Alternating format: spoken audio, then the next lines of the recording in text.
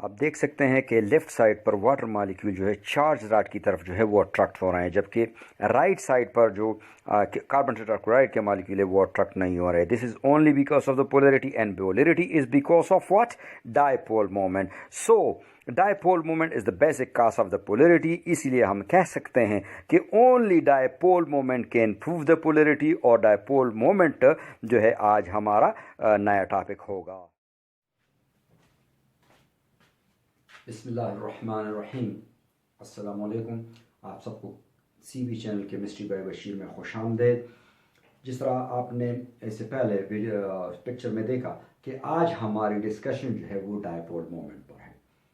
इससे पहले मैं आपको इलेक्ट्रोनेगेटिविटी जो वीडियो थी उसमें आपको बता चुका हूँ कि इलेक्ट्रोनेगेटिविटी डिफरेंस जो है, क्योंकि लोअर ग्रेड में हमें बताया जाता है कि इलेक्ट्रोनेगेटिविटी डिफरेंस जो है वो पोलैरिटी को डिटरमिन करती है। लेकिन लेट्स से हमारे पास है H और F, इसकी इलेक्ट्रोनेगेटिविटी 4.0, इसकी 2.1, डिफरेंस मेरे पास आती 1.9। यहां तक तो बात सही है, समझ में आ जाती है। लेकिन अगर हमारे पास हेट्रो, क्योंकि ये डाई एटॉमिक मॉलिक्यूल है, हेट्रो डाई एटॉमिक मॉलिक्यूल दोनों मुख्तलिफ हैं, और हेट्रो एटॉमिक मॉलिक्यूल यानी दोनों मुख्तलिफ हैं और दो हैं। लेकिन अगर 3 4 5 मॉलिक्यूल एटम्स आ जाते हैं और वो एक मॉलिक्यूल बनाते हैं, यहां पर दो एटम्स जो है डिफरेंट एटम्स एक मॉलिक्यूल बनाते हैं। लेट्स से मेरे पास BF3 है, BF, F और F। ये BF3 जो है, इसकी अगर मैं इलेक्ट्रोनेगेटिविटी देख लूं, ये जो है 4.0 और 2.0, जिसका डिफरेंस जो है वो 2 आता है। तो आमतौर पर जो लोग होते हैं केमिस्ट्री में जो ब्रॉड सेंस रखते हैं वो 1.7 से कहते हैं कि जो है 1.7 से अबाउट जो है वो आयनिक बॉन्ड को लीड करते हैं, जबकि जो बहुत ज्यादा केयरफुल होते हैं वो कहते हैं कि नहीं, 2 से जो 2 या 2 से ज्यादा जो उसका इलेक्ट्रोनेगेटिविटी डिफरेंस आता है वो आयनिक होते हैं। मसलन अगर आप 1.7 से ऊपर आयनिक की बात करते हैं तो फिर ये आपको आयनिक में आना चाहिए, हालांकि ये है किस चीज में है, ये कोवेलेंट में है। कोवेलेंट बॉन्ड बनाने 57% कोवेलेंट, सो प्रीडोमिनेंटली कोवेलेंट है, ये हम साबित करेंगे इसी डायपोल मोमेंट से। सो ये अकॉर्डिंग टू ब्रॉड सेंस या केयरफुल सेंस वालों के मुताबिक भी ये आयनिक होना चाहिए, क्योंकि इलेक्ट्रोनेगेटिविटी डिफरेंस 2 आ रहा है। लेकिन ये बेसिकली क्या है, नॉन पोलर है। अब ये क्यों नॉन पोलर है, हालांकि इसकी इलेक्ट्रोनेगेटिविटी डिफरेंस बहुत ज्यादा है, ये चीज हमें क्लियर करवा देती है डायपोल मोमेंट। एक मॉलिक्यूल की मुकम्मल डायग्नोसिस करके आपको समझा देती है कि भाई एक क्लियर कट लाइन ड्रा कर लेती है कि कौन से सब्सटेंसेस पोलर हैं, कौन से सब्सटेंसेस नॉन पोलर हैं। ये सारा कुछ जो है ये डायपोल मोमेंट आपको देता है, और ये भी बता दे कि एक मॉलिक्यूल कितना पोलर है, इसकी क्वांटिटी भी आपको बता के दे देती है। और इसकी क्वांटिटी जो है हम डिबाई में मेजर करते हैं। सो लेट्स से हम कहते हैं कि HF की जो है वो 1.87 डिबाई, HCl 1.08, ये 0.88 और ये 0.4, सबसे ज्यादा 1.87 मींस इस सीरीज में जो हेलोजन एसिड्स हैं उनमें सबसे ज्यादा पोलैरिटी जो है किसकी है, वो HF की है। सो इसी बुनियाद पर इसका डेफिनेशन बना, it shows the measurement of a polarity of a molecule. The greater the dipole moment of a molecule, the greater will be the polarity. इसकी जो है वो ग्रेटर है डायपोल मोमेंट, इसकी पोलैरिटी भी ज्यादा होगी। अब इसी तरह बड़े आराम से ये भी, it is the measure of polarity of my compound. इस कंपाउंड की पोलैरिटी क्या है, 1.87 डायपोल मोमेंट, जी ये काफी पोलर है। इसी तरह अगर हमारे पास 2 आ जाती है, 5 आ जाती है, 6 आ जाती है, इसकी वैल्यू वो बहुत ज्यादा पोलर होगा, आयनिक को लीड करेगा। सो अब इसको कैसे मेजर किया जाता है, ये बेसिकली एक एक्सपेरिमेंटल टेक्निक है। इस एक्सपेरिमेंटल टेक्निक को समझने के लिए जो है इसके लिए इसको इस चीज को कहा जाता है इलेक्ट्रिक कंडेंसर। ये क्या कहलाता है, इलेक्ट्रिक कंडेंसर। एक ट्रेडिशनल मेथड यूज किया जाता है इसके लिए। इसका एक साइड पॉजिटिव पोल, यानी ये पॉजिटिव प्लेट है, एक कंटेनर लिया जाता है, इसका एक पोल जो है, एक प्लेट जो है पॉजिटिव बना दिया जाता है, दूसरा प्लेट जो है वो नेगेटिव बना दिया जाता है।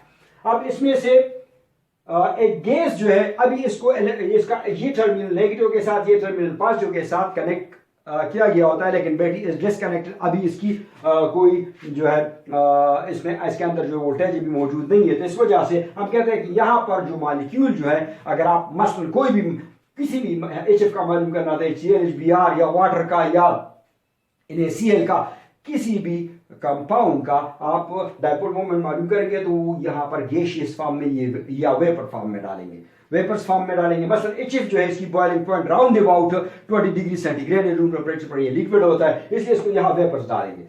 वेपर डालने के बाद फिर आप इसको एक जो है वोल्टेज दे दें जिसको V कहा जाता है, इनिशियल वोल्टेज।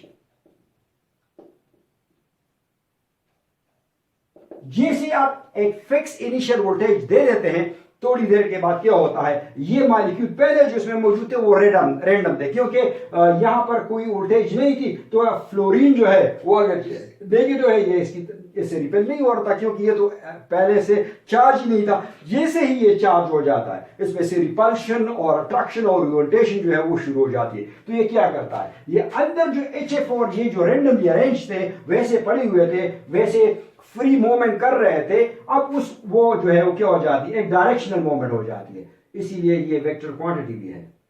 मसलन कैसे देखिए, अब ये फाज जो है तो F जो है वो इस तरफ अरेंज हो जाएगा, H जो है वो इस तरफ अरेंज हो जाएगा, F इस तरफ अरेंज, H इस तरफ, F इस तरफ, H इस तरफ, F और H ये अपने आप को प्लेट के साथ साथ अरेंज कर लेंगे। F जो है वो आपका जो नेगेटिव है तो ये पॉजिटिव पोल की तरफ जो है अट्रैक्ट हो जाएगा, ये नेगेटिव, ये टूटेगा नहीं लेकिन ये मॉलिक्यूल स्ट्रेच हो जाएगा। इनके दरमियान एक डिस्टेंस जो है वो जो बॉन्ड लेंथ है वो बॉन्ड लेंथ जो है वो स्ट्रेच होकर हमें मिल जाएगी, यानी ये पॉजिटिव आप जो है कि किस तरफ जो है वो नेगेटिव की तरफ जो है अट्रैक्ट हो जाएगा इस तरफ। इसके बाद जब ये मुकम्मल तौर पर रेंज हो जाए, फाइनल हो जाए, तो इसमें से एक वोल्टेज जो है इसको हम कहते हैं फाइनल वोल्टेज। इसकी वोल्टेज जो इनिशियल आपने फिक्स वोल्टेज दी थी वो कम हो जाती है, वो उसकी वैल्यू कम हो जाती है, वो जो है आप फाइनल वोल्टेज के तौर पर ले लेते हैं। तो आप इस तरह V बाई V डैश से, जिसको V डैश कहा जाता है, तो V डैश से आप एक वैल्यू कैलकुलेट करते हैं, इसको कहते हैं डाई इलेक्ट्रिक कांस्टेंट। अब इस डाई इलेक्ट्रिक कांस्टेंट की मदद से, इस डाई इलेक्ट्रिक कांस्टेंट की मदद से और जो वेपर डेंसिटी आपने यहां ली थी उसकी मदद से, और फिर इससे एक इसके लिए एक इक्वेशन बनाया गया, उसमें सारे वैल्यूज पुट करके तो उससे ये वैल्यू हासिल कर ली जाती है। इसको कहते हैं एक्सपेरिमेंटल वैल्यू। इसीलिए ये हमें नहीं मिलता, ये खास टेक्निक की मदद से होता है। हम मैथमेटिकली इसको कैलकुलेट कर सकते हैं, वो आगे करेंगे, लेकिन mathematical calculation is not that much importance. वो किसके लिए इस्तेमाल होता है, वो इस्तेमाल होता है जब आप इसका यानी ये कितना आयानिक है, ये कितना आयानिक है, ये कितना आयानिक है, ये कितना आयानिक है, वो आयानिक कैरेक्टर हमें जो है उसके लिए बहुत इंपॉर्टेंट होता है। लेकिन इनिशियल पोलैरिटी के लिए आप एक्सपेरिमेंटल वैल्यू पर जो है वो डिपेंड करेंगे, इसको रिलायबल कंसिडर करेंगे, इसको रिनाउंड कंसिडर करेंगे। ये इसकी एक्सपेरिमेंटल टेक्निक थी। इसके अलावा एक और जो मोस्ट एक्यूरेट मेथड है, वो मोस्ट एक्यूरेट मेथड जो है वो उसका जो है, इसको हम कहते हैं use of rotational spectra. Use of rotational spectra.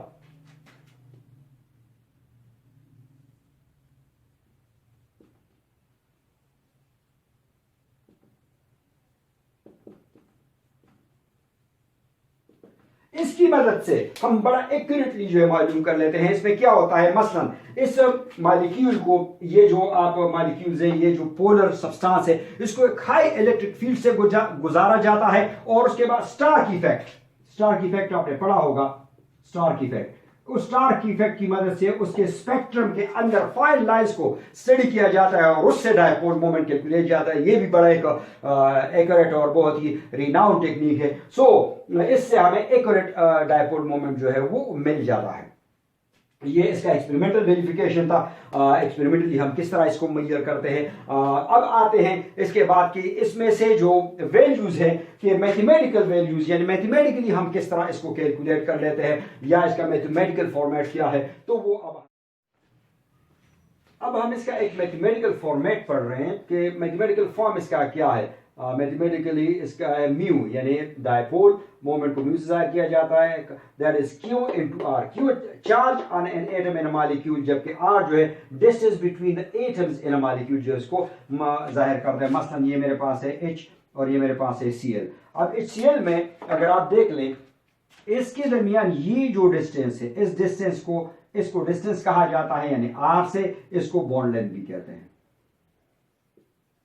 इसी तरह इसके ऊपर यहाँ पर जो पॉजिटिव, यहाँ पर जो है नेगेटिव, इसकी वैल्यू जो है वो होती है 1.602 into 10⁻⁻19 coulomb.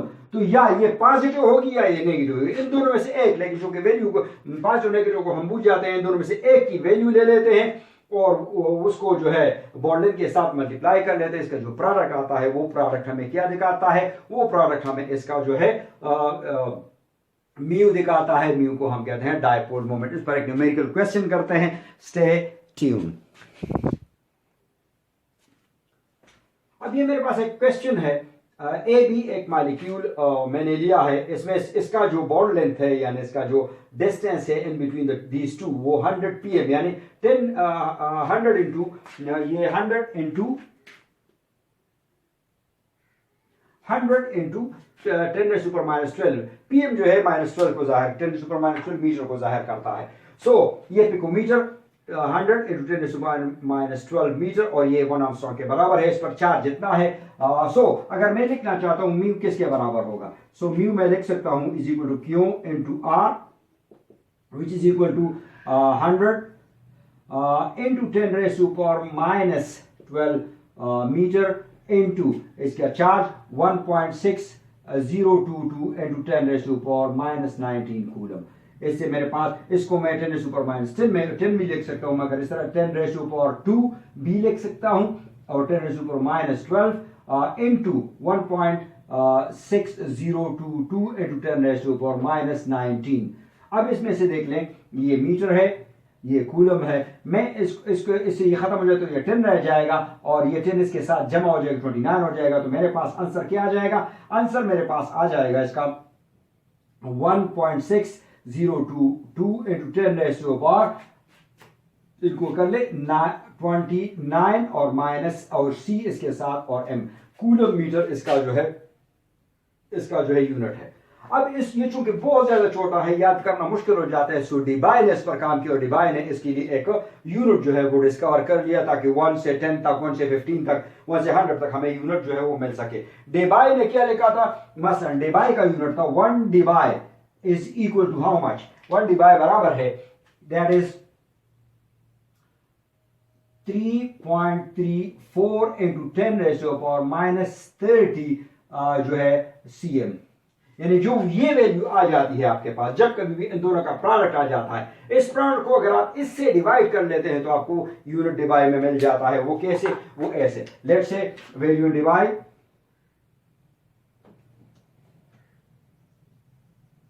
Value and divide, ये किस तरह होगा, ये इस तरह होगा कि that is 1.6022 into 10⁻⁻29 cm divided by 3.34 into 10⁻⁻30 cm। cm के साथ कैंसिल, मेरे पास इसका आंसर आ जाएगा 4.80 dBi। ये इसका ये एक रीजनेबल यूनिट में कन्वर्ट हो गया और मुझे आसानी से इसका अमाउंट मिल गया। ये जो चीज़ है, ये जो इसको हम कैलकुलेटेड भी कहते हैं, इसको हम थ्योरेटिकल भी कहते हैं और इसको हम जो है ऑब्जर्व्ड डायपोल मोमेंट भी कहते हैं। और ये आमतौर पर यूज हो जाता है जब इसका आयनिक कैरेक्टर, किसी भी मॉलिक्यूल का आयनिक, कितना आयनिक है, कितना पोलर है, कितना आयनिक, कितना कोवेलेंट, उसके लिए हम ये यूज करते हैं। जबकि मॉलिक्यूल की पोलैरिटी को देखने के लिए इससे पहले जो मैंने आपको बता दिया था कि एक्सपेरिमेंटल जो वैल्यू है उसको यूज किया जाता है। ये चूंकि इसका सिर्फ एक डिफिनीशन और इसके साथ एक्सपेरिमेंटल डिटर्मिनेशन और थोड़ी सी डिस्क्रिप्शन थी। अगले वीडियो में मैं आपको इसके बहुत सारे एग्जाम्पल कराऊंगा, क्योंकि डायपोल मोमेंट एक बहुत बड़ा टॉपिक है और इस पर बहुत सारे एग्जाम्पल मौजूद हैं। और ये मोस्टली MDCAT और NAST और ईटा वगैरह के एग्जाम के लिए बहुत ज़्यादा 2-4 क्वेश्चन लाजिमी पेपर में से आते हैं। इसीलिए कि वीडियो छोटी रहे और ज़्यादा लंबी ना हो जाए, बोर ना हो, इंशाल्लाह अगली वीडियो में मैं आपको इसके एग्जाम्पल, इसके साथ जो है हाउ इट डिटरमिन्स द यानी how dipole moment determines the polarity of the direction और we can say the geometry of a molecule, और इस तरह हम कह सकते हैं कि हम आयनिक कैरेक्टर किस तरह मालूम करेंगे। तो ये सारी चीज़ें अगली वीडियो में होंगी। उस वक्त तक के लिए अपना बहुत ख्याल रखिए। इंशाल्लाह फिर मुलाकात होगी। अल्लाह हाफिज़।